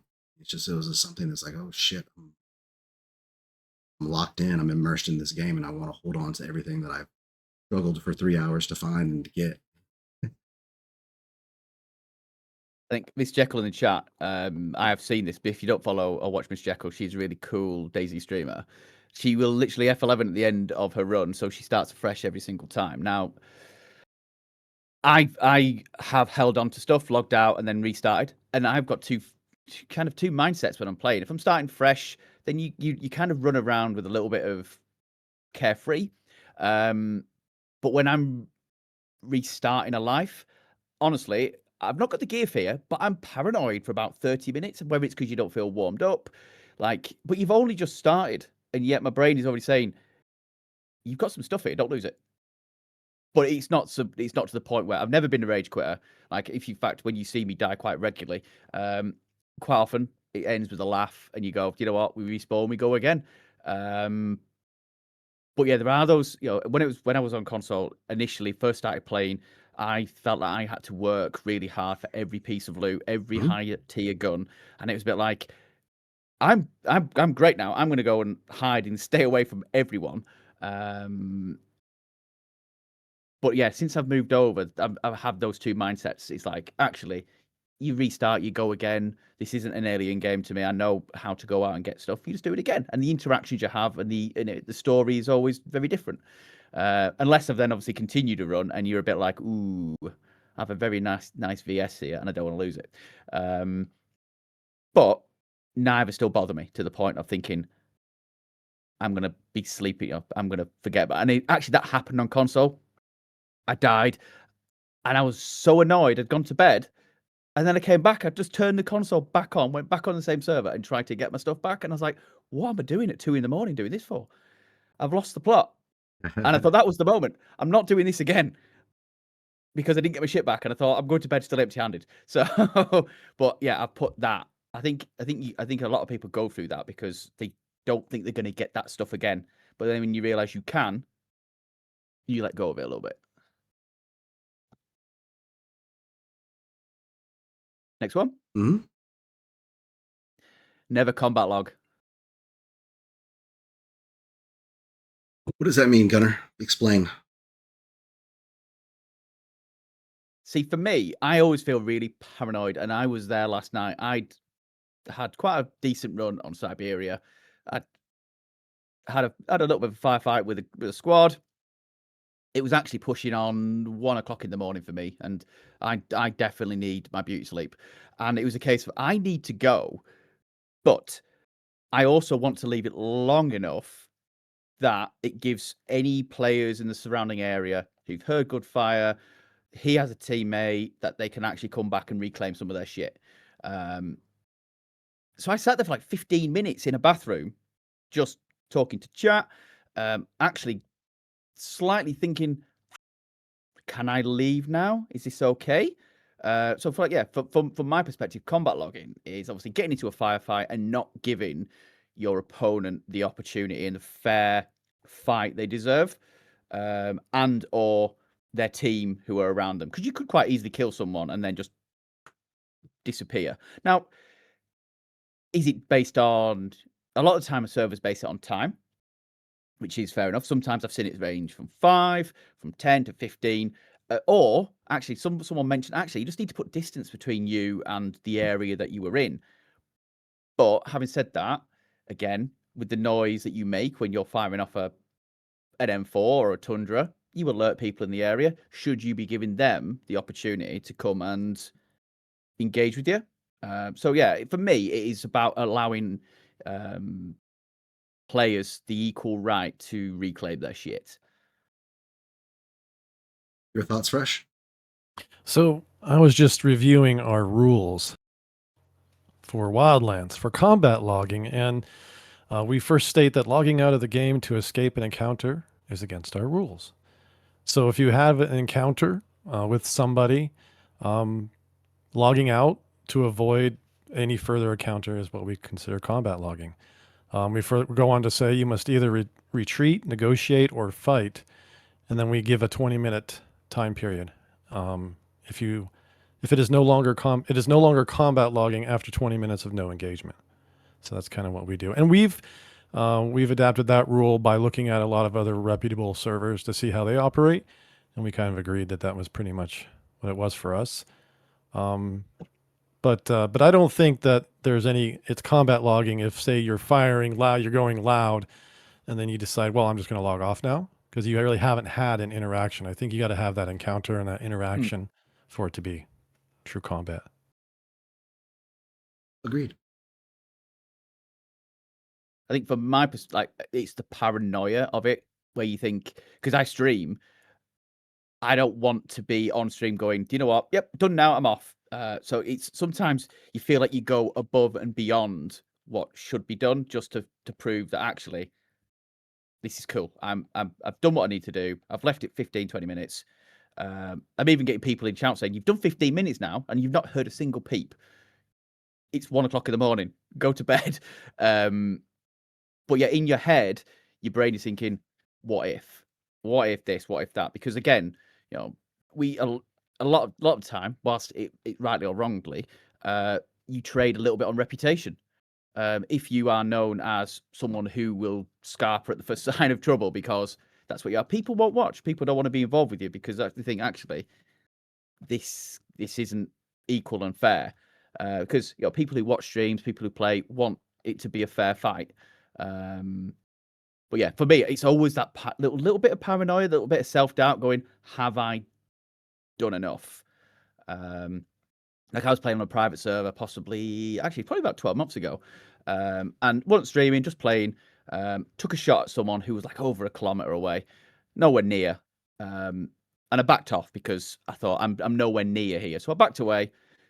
I needed to do something. Probably about 10 minutes later with the dog, so I left it another few minutes, logged out, and then as it turned out, about 15, 20 minutes later, they came to the vicinity that I was in to begin with, and I'm thinking, was that okay? I don't know. But then it just makes you run through these scenarios through your head, thinking, am I an honest player? Have I done enough? There was nothing untoward because they were already 1,000 meters away, and I'd left it, and I'd already backed off up the hill, so I was nowhere near where I was when I took the shot. But it does for a lot of players make you think, shit, have I done enough here to prove that I'm not combat logging? Now I get there's players who will do it because it saves their gear, but you know, from a lot of players' perspective, it's a bit like, shit, have I done enough here? I don't know if that rings with anyone else, or if it's just me being paranoid about doing stuff like that. You remember when the timeout emote was a thing of honor? I see people do that. I don't know what. So if you're holding the T emote and somebody comes into the room, they're at one point people were like, okay, that's cool. He's timed out. Popsky, never used it. I've never seen that. Yeah. Never done that before? I've done that before. Yeah. I mean, I don't expect anybody to treat me any differently, but it at least lets, maybe gives you a fighting chance that when you're AFK, that somebody might not just walk in the door and blast you. Might give you a chance. I don't know. Next one. Yeah. Discord or die. Party chat is your lifeline, not your hideout. Oh, I like this one. Discord Danny's, right? Gunner? Why would you make me go first? So I have been guilty of obviously when I'm not in events where it's a rule, hard and fast rule, it's in game or it's Discord to find each other. Or to be fair, recently with the radios, that was nice. I like that. Challenging, but it was still good. Have I stayed in Discord when I've been close to another player that's been on my team? Yeah, I have.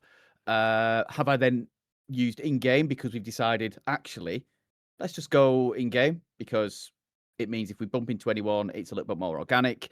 But it has saved us a few times when we've particularly not, trust no one. When we've had doubts that people have been a bit untoward or a bit disingenuous. Again, is the rules to this outside of events. People pay and people play in their own time. Can they do whatever makes them happy, essentially? Sure, but so typically when I play, it's like, all right, we do it when we need to meet up with other players, right? Mm-hmm. So until we find each other, we're talking in Discord. I like to say, hey, let's go in game. Mm-hmm. Let's stay together, and then let's talk in game. It's just easier that way. Using the Discord while you're meeting up with other players to coordinate with your other buddies that are coming up there to say, hey, you can sneak up behind this guy. He's right over here. Let me talk to him and distract him. I mean, it takes away from some of the immersion of the game just so you can get a drop on somebody. But it's there. People do it. Does it make them not as good of a player? I mean, that's questionable. But it is an advantage. I mean, if you're going to do it to coordinate your other players to come in and take on some people now, especially if they're unknowing, as in like a betrayal situation. But if you're in game to coordinate on a PvP situation to where you're all fighting each other and you're like, hey, somebody's like 50 meters away and you're not using a radio and you're talking in Discord, yeah, I mean that's fine. That's the game, right? But when it comes down to just to betray somebody, I think that it's kind of I think it could be a little bit scummy, but this is DayZ, right? I think the in-game mic does lend itself to some absolute comedy gold, though. You can hear some incredible. Obviously, it has its toxicity as well because people can say, and I've heard it. People can say whatever they feel like they want to anyone, but the opportunity to kind of have that in-game chat and then people overhear it, I don't know. Yeah, I get it has that kind of full immersion to it, and actually the things that you pick up, it just oh. Okay. It just allows for Popsky, at least take me out for dinner. The things that come up are just gold sometimes, and I think if everyone was in Discord, I think you'd lose a lot of its character. I don't like it to use it to gain an advantage. I feel a little scummy when I'm in Discord and everybody else is talking in game, and yeah. You can tell too when other players are in Discord. When you run up on two players and then you can't trust them because they're in Discord or yeah. But it's there. It's a tool and you can't stop it, and there are valid reasons for people using it. We make excuses too. Like we say, like we're going to use it to meet up with a friend. We're going to use it, and then when we meet up, we're going to get in game. I did that last night, and just to make it easier so you can play it with your friends. A lot of times you want to run with your friends, right? Yeah. Like going back to the other point that the other story that I mentioned where we were on Namalsk and the guy was with us. There were times that we would be able to you can actually go around and go and whisper and go close and actually do it that way. But yeah, I think there is times where you think this could be quite helpful here. But yeah, I agree. I think when you're together, you should do, and I agree. I'm guilty of it myself. I'm not saying I'm a saint in that sense. But yeah, I do agree that actually in game is great when you're together because it is just the game itself. Then, do we go into the last one? Oh, no, Greedy, actually, that is the last one for today. yep, Greedy, you're right. Oh, go on. There are no rules for survival, and deception is a major part of DayZ. So, I mean, yes, you know, and I've seen players, and I've seen it on streams where it's entertaining that it's like one person's like, hey, you know, they're running with somebody and they're in Discord with someone. They're like, you know, but they're using it in a way to say, hey, I'm meeting up with my friend, but I'm running up with this guy. Hey, we're running into this town that you're at. Don't act like you know me, because he's now not going to trust us because the fact that he knows that we were talking in Discord the whole entire time. Mm-hmm. Just like Fresh said that, you know, you're like, oh shit, I've been running with this guy for an hour, but we're also meeting up with my friend. We accidentally meet up with a guy that knows me. I mean, that doesn't happen, right? That's odd. But yeah. Is there a question from Popsky? Mm-hmm. Popsky? Potentially. You got a question coming your way, Fresh. Oh yeah, no worries. Oh, Is there a question? Is that the question? Yep, viral. Yep. You think so? Okay. Saying it was quite successful. I appreciate that. This is where you should have the Jeopardy button. listen, I'm coping just as it is right now. If you're gonna get me to add sound effects, I'm gonna need some sort of pay rise. Okay. All right. So while we wait on the question, what's our next little section there, Gunner? Well, here we go. Reinventing it and also getting the word out. What advice would you give to other servers to get more something in? I don't know what that acronym is. People. Yeah. What advice? Reinventing it. I guess you're meaning how we reinvented viral and into Wildlands. Is that what he's referring to, you think? Maybe. And getting the word out, indeed. So I have a background in marketing. I'm a marketing director for Harley-Davidson dealership. And I've been trying to use that experience throughout this whole process. I think we're turning 4, by the way. Wildlands turns 4 in February 18th, 2026.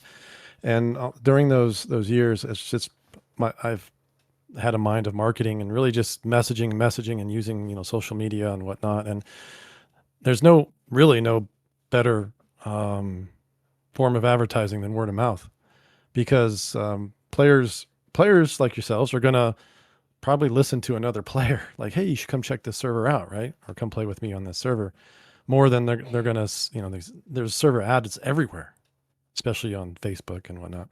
So really word of mouth.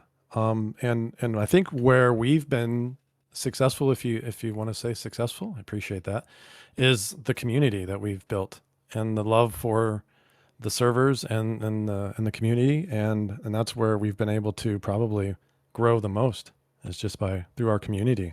So I think it's really important to create a good place overall, just a decent place to play. There's no drama.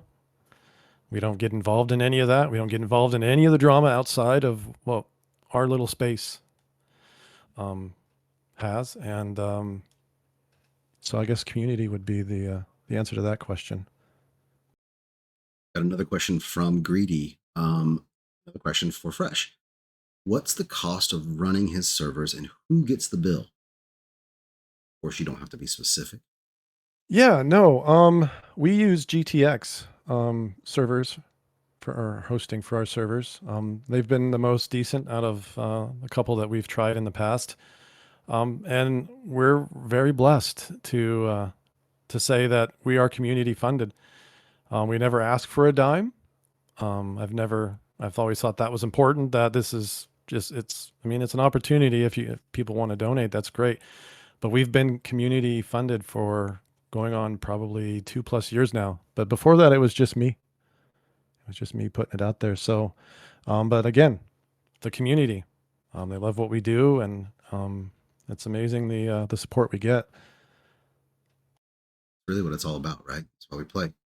Especially on servers that we play all the time. It's about the community because we enjoy playing with these folks. I mean, I have I'm thankful to have a group of people that I play with all the time. I mean, we are a community. We spend a lot of time together, and you know, you build it to a bigger thing than a server. It's a server group. So that's fantastic. Of course, Also to add on to that, if you don't mind, yeah, go ahead. that was never a plan. That was never in my, like, I never thought that we would do what we've done. When I started doing this, it was just to give back to the community. I wanted to run a server, Deer Isle. I didn't feel like we had a Deer Isle server that was in the New York region, and for that area of the world, that did what I wanted it to do without being super modded. So I thought maybe there's a niche there, and my goal really is to have a medium to full pop server. So when you say we've been successful, I think we've been successful in many different areas, but we're still actually working on that goal. We haven't quite hit that goal. And that's really tough too, by the way, because there is so many options out there that we can play, and we're very spoiled and we're very blessed and lucky. And, the community is strong.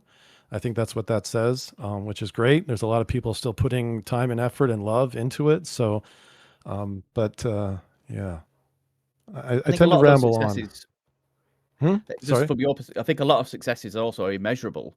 Like whilst numbers and population is a measurable, like the community, like we keep talking about community, but the community support and for the positive mental well-being, the engagement, the escapism, the connections that people make through Wildlands and DayZ is just, again, it can be actually quite immeasurable because it's very hard to measure something like that in terms of numbers.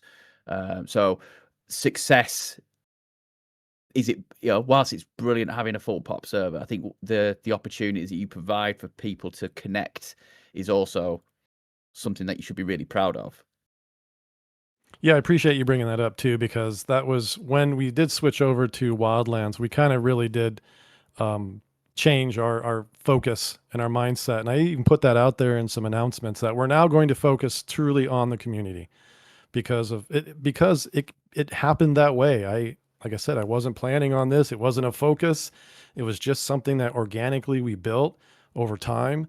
And I am very proud of that that we've been able to get to where we are. And yeah, so in terms of success, as you're saying, absolutely. 100%. I couldn't feel more fulfilled in what we're doing now. But we still have goals and aspirations. And can you give us those goals and aspirations? Well, yeah, I want to fill servers. I want to fill these servers. Easy enough. I want to, yeah, I want to provide the experiences and the epic adventures, and for people in the type of environment that we've built. I think that we've got a great foundation, and we really only attract certain types of players. There's no toxicity. There's nothing but love. We treat everybody with dignity and respect. Everybody gets a fair chance. We choose love over hate. These are things that I'm reading from our, I don't know, it's our manifesto, I guess, that we have on our Discord. And because I've seen a lot of places that the toxicity and is just it makes the game not fun and not cool. And yeah, while we do have the freedom to be however we want to be in this game, I still think that there's rules for common decency, and that's kind of what we promote here. And I think that's why people love playing here. But I'd love to share that with more people. I'd love to fill these servers and provide great experiences that are based on dignity and respect. 100%. 100%. I agree. I want to touch on something you said earlier about letting something play out. I was watching your shoutcast, and one of your admins came in and said, "Hey, this other player was in a car and they're stuck in the car and they might die." And you're like, "Well, why don't you guys try pushing them out and She was like, I think so, but he might die. You're like, well, I think you should just let it play out. I think you should just let the game play out. Why step into a situation and to get them out of it when they can just play the game? And I've kind of experienced that a little bit on the Livonia server, your Livonia server, to where it's like, something happened, we'll just let it play out. It's like with one of my teammates, it's like, you played this a certain way and now you're stuck. Well, figure it out, man. Get out of this situation, And he eventually did. He figured it out. But, he reached out to one of the admins and they're just like, figure it out. Get out of your situation. Yeah. Yeah, right. And I think that was the decision I made because we don't like to get involved in the gameplay aspect as admins. I think that is very important because of what's the word I'm trying to think of? Credibility. We don't want admins in games, in the server, affecting things and communicating with people and changing. The only thing I want an admin to do is take care of somebody who's breaking a rule. The rest of the game happens and that's just the way things work out. And yeah, there's things that are broke that we can't change. But we want people to know that we're not going to get involved in your experience unless it's something that's, somebody's breaking a rule. After that, 10-4. Good. Good is good. Good. If anybody has any questions in chat, please feel free. This is what this is about. This is what we're trying to do is if you have a question, reach out. We want this to be interactive. You're a part of the community. You have a voice here. So I like it. Keep it up. What's the next section there, Mr. Gunner? Well, we've kind of jumped around a little bit from our planned production line, but we are very much staring at the whispers in the community wind right now. So, are you aware of anything that's coming up? What have you seen? What's planned? What's on the horizon? Is that for me? Well, for Rakan, if you've got events or charity events or server spotlights coming up, or and also for you, Fresh. I'll go first. I am in the works. I'm planning a Xbox PvP event for duos. I have some maps being built, and I want to do this at the beginning of next year, early, and get some of these Xbox players an event. And Gunner and I are going to shoutcast this thing, and hopefully it'll be a fun experience, and we get some Xbox players out there, and they'll be able to.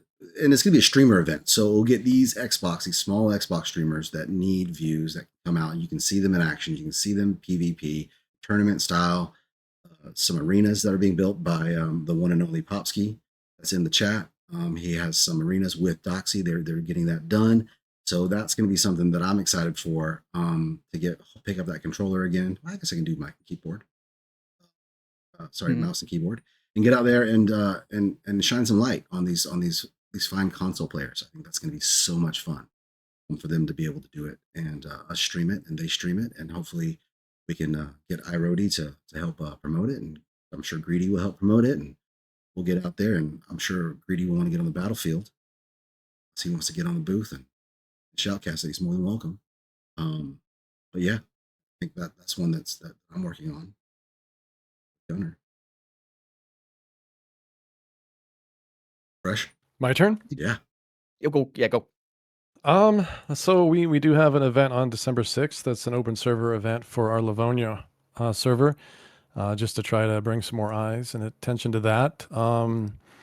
And let's see, event-wise, we probably will do something around February 18th, which is our 4th birthday. Last year we did a cool little run on our 3rd birthday and gave everybody cupcakes. And so we may try to do something. Well, we definitely will try to do something to celebrate turning 4. And then we are in the middle of growing. We're still growing. I guess that's part of that success that we have. It's quite humbling, but we are looking for some admin help, actually. We have myself and 3 other admins that are running the servers, and we need some help, we realized. So we've got a little information posted on our community or in our Discord community. So if there's anybody out there with coding experience and running servers and credible people, especially, take a look at that and contact us. But you got We got 2 people raising their hand. There you go.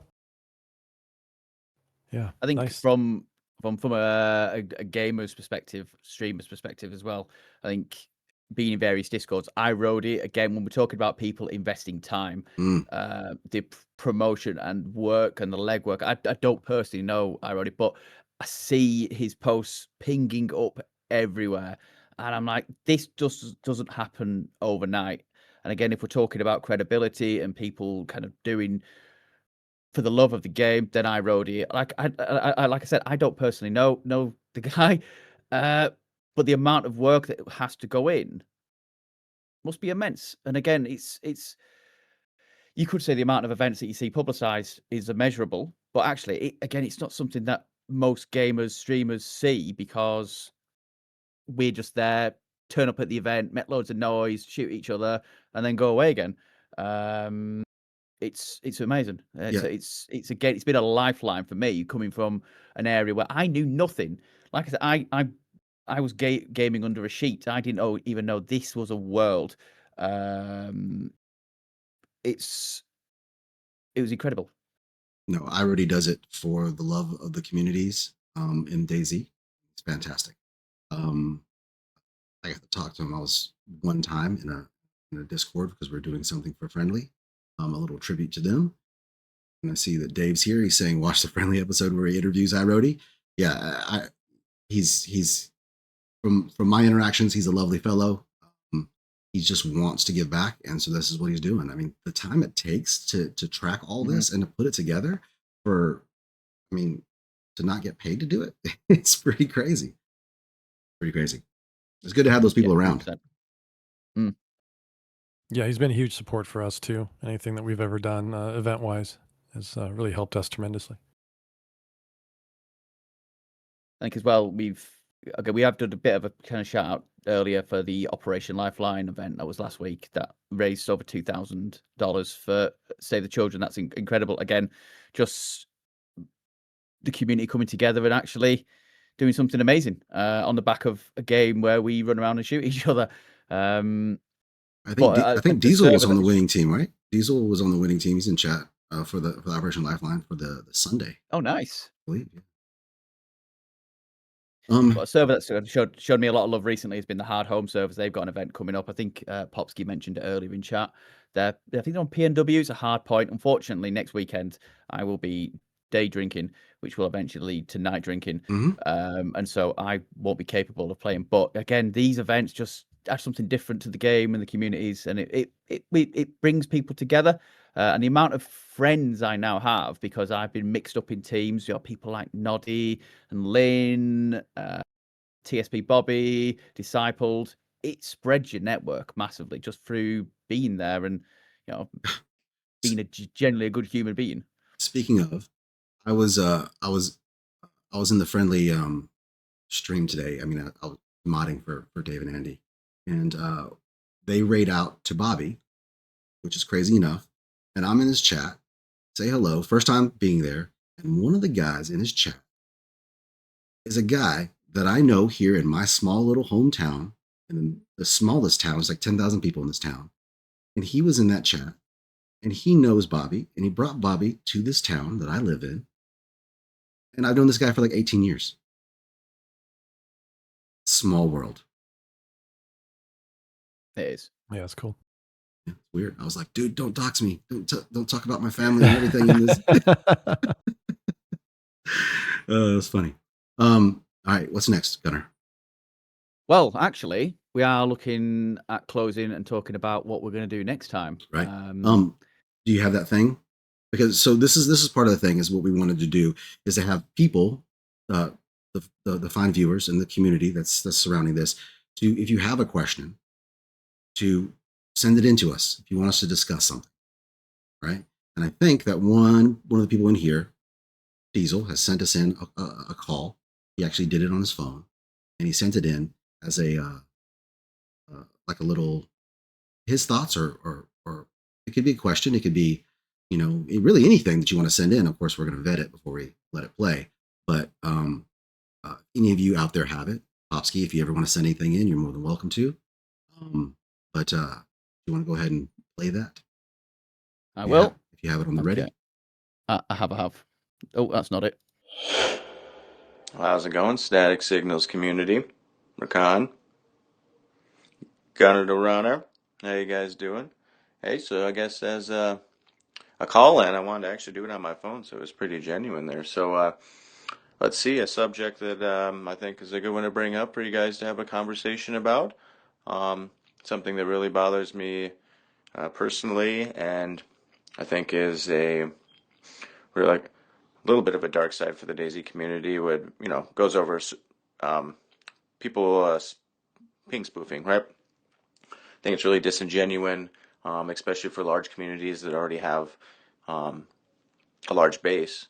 Like, what is the point of it? It's dishonesty, it's disingenuous, and I'd like to hear your guys' thoughts about that. But in ending on this, I'm gonna keep the phone call a little bit short. But in ending with it, I think something to we're going into the holiday season, so I think a good reminder for everyone is that DayZ is of course a game that we all love and we enjoy, and some of us are pretty addicted to it, right?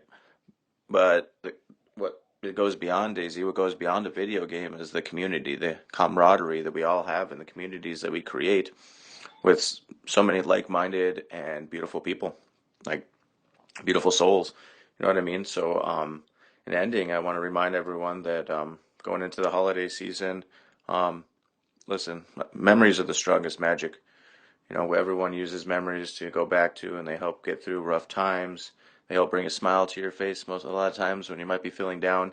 Yeah, let's just be a reminder going into the holiday season. Memories are the strongest magic, and embrace your loved ones, and also at the same time, enjoy and have fun on DayZ. Obviously, check out the Wildland servers. They got the little Christmas map going. That's going to be a hoot and a whole bunch of fun. And just I love this community. I love you guys. I think it's an awesome idea for you guys to be doing the Static Signals podcast. And yeah, always remember, have fun out there. Thanks, Diesel, for sending that in. I appreciate that. Yeah, make memories, make good memories. A lot of fun. Life is too stressful, especially on the holidays. Let's try to make some good memories out there, and fun I guess shooting each other without being an asshole. That's what we do best. Yeah. So ping spoofing, I think what gets tied into that as well as population spoofing as well. There was a question in chat, I guess from Shoes. What's ping spoofing? That's when they don't have that on Xbox, I don't think, but in PC world is that you can change what your ping is to the server, so people will more likely get into your server to try to play your server because it has a lower ping. But it doesn't necessarily have that ping. So it could say it's a 60 ping, but it's actually 250. And the launcher, the DayZ launcher, doesn't have any way of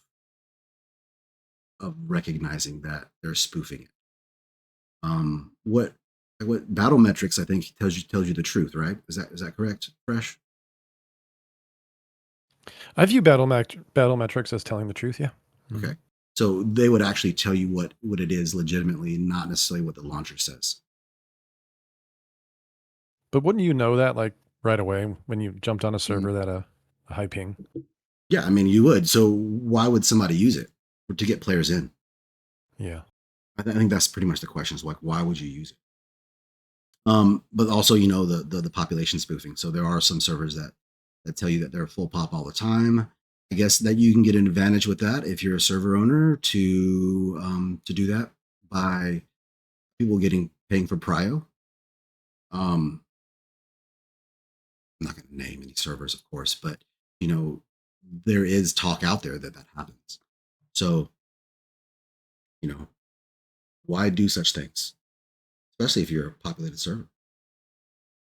I think what I've heard in the past was that people that they have said, we do it because everybody else does it. I think everybody else does it. This is actually the first time that I've heard the term ping spoofing. I've obviously heard that numbers can be fluffed on players, but I've never actually heard the ping spoofing before. Is it something that's widely known, or? I mean, I've heard of it.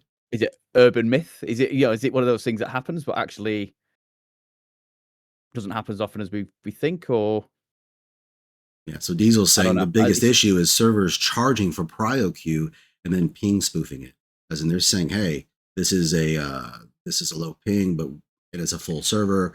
Let's charge you. Let's get you to pay for the queue for the priority. Then you get in, and then you're like, shit, it's bad ping. Yeah, well, surely, like, eventually, then that credibility is going to run dry. So maybe DayZ should come up with a way to figure out to where we get legitimate numbers out there, so nobody can fake it, right? Maybe that's something that they need to key in on. Okay, all right, we touched on that. Thanks, Diesel, for submitting. Unless you have something to add to that, Fresh. I was just gonna say, why charge for anything? I don't. Right. I don't know. Right. No, I agree. I think, unless there's any more, I think we are starting to wind down now, Rakan. Yeah. Fresh. Yeah. Hey, Fresh, thanks for joining us, man. It's been a pleasure. It was a good conversation. Thanks for sticking in for 2 hours. I gave you the option just to dip out after your interview, but I mean, thanks for hanging out, dude. Yeah. Appreciate it. It's a Sunday, you should be enjoying it instead of hanging. I should be playing DayZ. Right. Get out and play DayZ. Go log into a Wildland server right now and have fun. Yeah, I might have to jump onto the Christmas server. Yeah, had a lot of fun last night. Yeah, I appreciate the opportunity that you guys gave me here, inviting me on, and it was just a lot of fun. So I decided to hang around. It worked really well. Congratulations to you both on putting this together. I wish you the best of luck moving forward. I'm going to be a subscriber. I'm going to be watching. Nice. I'm looking forward to see how this evolves, and I'll definitely support you guys in every way I can. Thank you so much, Fresh. I appreciate that. You've always been really supportive. And actually, Costa said something in our Discord, in the Static Servers Discord. He's like, he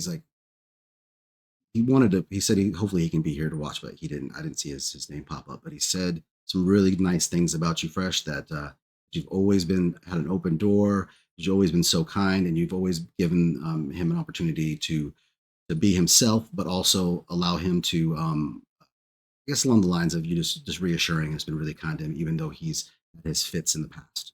So it's a good sign of a good leader. Nice. Yeah, it's I want just to say about. Thank you again. Yeah, appreciate it. Sorry. Appreciate it, guys. I'm going to say goodnight. It was a lot of fun. Thank you. Good night. Go shoot some people Cheers, Fresh. in DayZ. Yeah, IRL. No. So yeah, also we've got Lostin, who has been acting as our mod today. Lostin Labels, he does an incredible job around. I don't think you can go to any stream without seeing Lostin either lurking, modding, supporting. There's been some things that haven't worked today in chat, which have been really bizarre, which we'll look at. Some of the shout out commands, which we had set up for timing, which just haven't played for some reason, because we had them set up to play on a timer. They haven't worked, which is brilliant. I said to Rakan earlier, it's like something's going to break at some point, and if it's the shout out alerts, we can look at that as we go along. But I want to say thank you for like the fact that actually I didn't think we were going to do 2 hours, to be honest, Rakan. I thought we'd be 45 minutes, 50 minutes out the door. No. But actually, it's been really cool. My wife was like, "Hey, so you said an hour, right?" And I was like, it's not going to be an hour. There's no way. I did this. So Skeezertron, we did this thing for Friendly the other day. Let's keep this really short. It's a story. I told you I ramble on. So we did this thing. So Skeezer like messaged me and said, "Hey, dude, 5-10 minutes. You got time? We're gonna record this thing with all these people, and we're gonna do it for the Friendly DayZ podcast, just to lift their spirits." And I was like, "Cool, man, I'm there." And I was like, "Dude, you listed off like 7 people. This is not gonna be 5 to 10 minutes. You're talking about 30 to 45." Well, I relayed that over to my wife, and she said, "Oh yeah, cool, do it." An hour and 45 minutes later, we're done. And it's like nothing takes 45 minutes, 30 minutes when we're doing this. Nothing in DayZ does. You can't come onto DayZ and have a quick run. No, you can't. It's I helped impossible. Red Hunter film some of the trailers, and he's like, "Yeah, literally it'll be an hour. We'll be done and dusted." And because of the timings of everything, he's on Eastern, and I'm on GMT. We're starting at like 10 o'clock PM in the UK, and he goes, "It'll be an hour." 1 o'clock in the morning, I'm still there being shot at in a helicopter, and I'm like, I've been shot now 50,000 times. Like I'm doing it because I love this, but also, wow, nothing is ever a quick run on DayZ. Like the guy that I ran with on console earlier in the week, he was like, I was going to jump on for half an hour. I'm like, won't happen. Won't happen. You'll be there. What's the You point? will lose. Yeah. And someone said, "Oh, do you just lose like an hour? Do you lose 2?" I said, "You don't lose anything. Actually, you just get immersed in it. It just cocoons you in, and you're there. And then you look Yeah. at the clock, and you're like, oh my god, it's 1 o'clock in the morning, and I'm still sat in a building in Siberia waiting for someone to show up and try and reclaim their guns. What have I done?" Anyway, Gunnar, thank you. Thanks for no, putting. thank you, Rakan. No, Thank you for asking me. thanks for putting all this together. So Gunnar has put all the technical things together. He's put all the bobs and the buttons and all the making everything run the way it's supposed to run. We haven't figured out everything technically. We want to do a whole lot more to this. We want to put a bunch of things together. It'll come over time. But thanks for the support from everybody that's here. I appreciate you guys for hanging out with us and listening to us ramble on. And hopefully we didn't sound like total dickheads. This guy. But we are gonna. This is I'm ready for bed, Popsky. I'm going to bed as soon as this is done. I'm off. If I can find a way of doing this from either the shower or bed, then we are in for a treat. Whichever way you look at it. But I think we are gonna. No, it's not all in one. I'm wearing nothing from the waist down. But that's Thought about just you, doing that. Popsky. I did think about doing that. But we're going to look for a raid out because I love a shout out and I love a raid. And whilst I've not been in control of the shout outs, I can at least do a little bit of a raid out. So we are going to play an outro as such. But thank you, everyone. That's been really cool. It's been a pleasure to see new people, new faces. And yeah, again, big thank you to Rakan, who is incredible. Like, I don't think there's anyone who I've spoken to that could say anything bad about the man. He's just an incredible guy in the community and does so much good. And it is a pleasure being sat next to him this side. But the work that he puts in is brilliant. Thanks, Gunnar. I appreciate you. I'll send you a check for the nice words. Greedy Peasant. Shout out to Greedy Peasant. Shout out to Friendly. These are legends in the podcast DayZ world. Fantastic. Congratulations, Fresh. Get all the follows. Got the goals going. Congratulations, Friendly. And everybody that's here, really, thank you so much. I think all the proper shout outs have gone out. This was our first episode. Hopefully we have many more. Yeah. Because I'm pretty demanding. No, you're good. You're good. I'm not one of the weak. The rules are simple in the world of DayZ. No mic, no life, or the coast you will see. Your voice is your weapon, you can use it, you're wise. Give fear will halt you, that's not your main prize. A screamer, a captain, you see a car flips. Yo, it's a fucking zombie apocalypse. Just maybe dozens of times, but I keep going. I find my inner grinds as I have learned, run through the lines in the trees, scoping out towns first. I know someone agrees, so now I made it. I have all the best loot, built a sick base and set down some roots. But that ain't it, surely it can't be the end. No, I want to be free and find me a friend. The rules are simple in the world of DayZ. No mic, no life, or the coast you will see. Your voice is your weapon, you can use it, you're wise. Give fear will halt you, that's not your main prize. A screamer, a captain, you see a car flips. Yo, it's a fucking zombie apocalypse. No, I never trusted that guy at the coast. Oh, but what if I did? That troubles me most. The ups and downs, near death once or twice. I could have shared the experiences that would have been nice.